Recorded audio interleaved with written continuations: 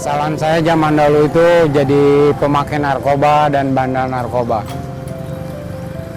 Dari tahun 2000 sampai tahun 2004. Perjalanan saya terhenti tahun 2004, tanggal 1 bulan Juli 2004 saya ditangkap polisi karena saya mengedarkan narkoba jenis sabu-sabu. Semenjak itulah saya menjalankan hukuman hari-harinya selama 2 tahun di balik jeruji besi. Alhamdulillah sampai sekarang ini saya berhenti untuk memakai dan mengedarkan narkoba.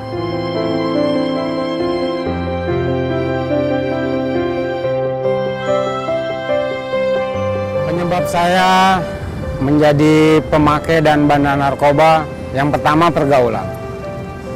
Saya punya teman banyak dimanapun, hampir rata-rata pemakai narkoba. Dan banyak juga yang menjadi bandar narkoba. Jadi saya kebawa arus dengan teman-teman seusia saya pada zamannya. Kalau saya tidak pakai narkoba ya mungkin saya dibilang, lo cemen lo, jangan gaul-gaul sama gua. Yang kedua faktor ekonomi. Kenapa saya bilang faktor ekonomi? Karena pada zaman itu saya tidak kerja. Untuk mendapatkan duit ya mau nggak mau saya menjadi bandar narkoba. Buat beli rokok pun pada zamannya itu saya tidak punya duit. Saya tidak mau minta dengan siapapun, terutama dengan keluarga saya. Ya dengan terpaksa saya jadi bandar narkoba dari tahun 2000 sampai tahun 2004. Hingga pada tanggal 1 Juli saya ditangkap sama pihak kepolisian. Intinya dua-duanya lah faktor saya penyebab menjadi pemakai dan bandar narkoba. Satu, pergaulan dan ekonomi.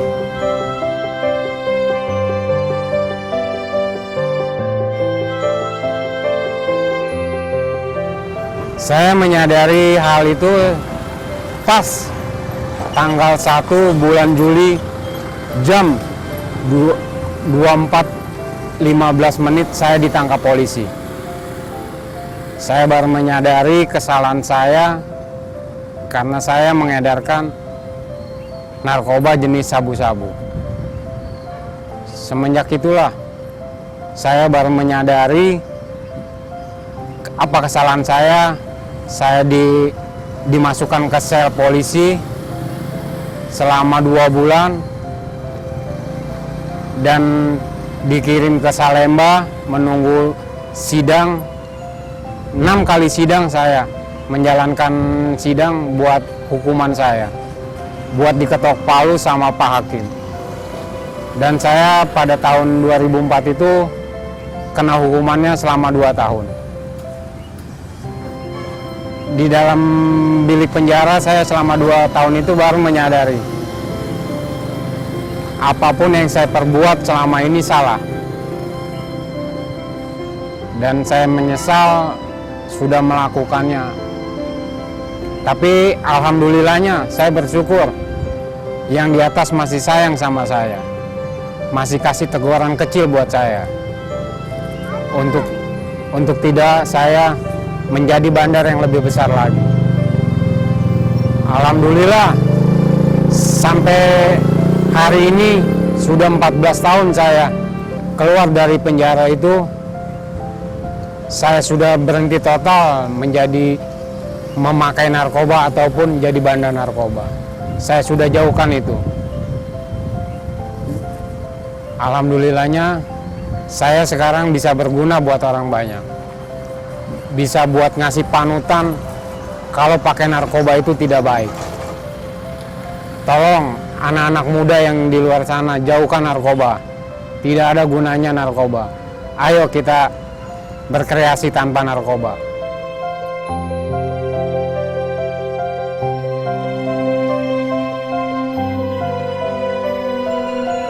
Sejak 2006 saya bebas dari penjara. Saya punya kerjaan jadi tukang ojek. Saya mengojek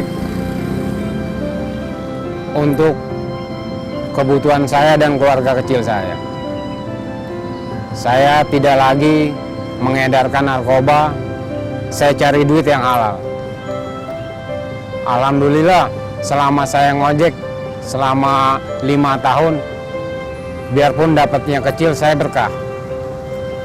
Dan sekarang ini saya pun ditunjuk sebagai kepala keamanan lingkungan khususnya di wilayah RW 2, jadi kantip yang bisa untuk membantu orang banyak supaya tidak melakukan hal-hal yang negatif. Siapapun yang coba mau berbuat di wilayah saya macam-macam akan saya tindak, terutama narkoba. Alhamdulillahnya sampai saat ini lingkungan saya semenjak saya pegang selama 2 tahun ini menurun drastis tingkat narkoba di wilayah saya. Emang saya tidak bisa buat full wilayah saya ini bersih dari narkoba. Tapi alhamdulillah dengan saya menjadi keamanan di wilayah kampung RW saya, tingkat kejahatan narkoba berkurang hingga 80%. Saya jalani hari-hari saya setiap malamnya menjadi hansip. Keliling setiap malamnya dari jam 9 sampai jam 4 pagi. Tapi saya senang menjalankan hidup ini. Saya bebas, saya tidak ada namanya berurusan dengan pihak yang berwajib. Malah sekarang saya ini dibantu sama pihak berwajib buat mengamankan lingkungan saya.